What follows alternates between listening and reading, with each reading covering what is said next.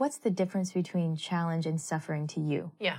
So that's a really good question. So to me, the difference between challenge and suffering is that challenge tends to be something that's external to you, that happens to you, that you have to rise up against.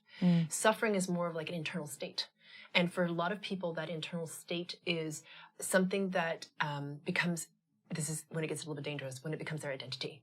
Okay, so if your identity is like, I suffer, then now we have a bit of a challenge, because now you've like internalized it into your level of identity, which then is a really like a much heavier distortion than other distortion, right? Because it's like the I am statement, like I am anything someone that who affects suffers. your identity, that's tough to pull away from.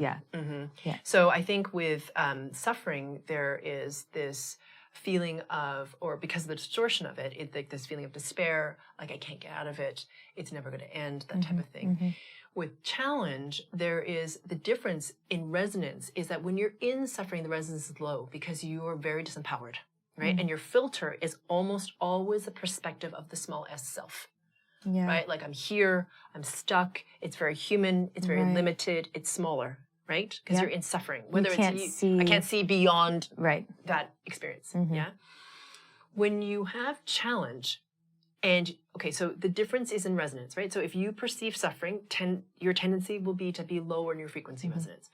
If you perceive it as challenge, it's a shift up in your frequency resonance, okay? Because you're like, oh, this is external to me. I can surmount this.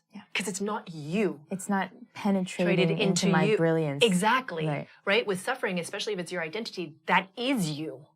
There's no, you know what I mean? You can't get out of it. With challenge, you're like, okay, well, this sucks. It's kind of coming at me, but it's outside of me. So I can rise up against it, you know? So it's different.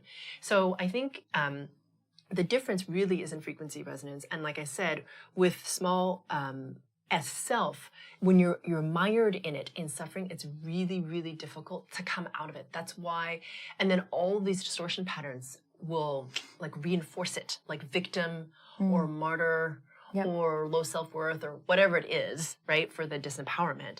All that can be packed in there. And honestly, without the work of frequency work, it's really hard. Because like you said, like we talked about, right? It's part of your identity. You're like, it's just intrinsically running there.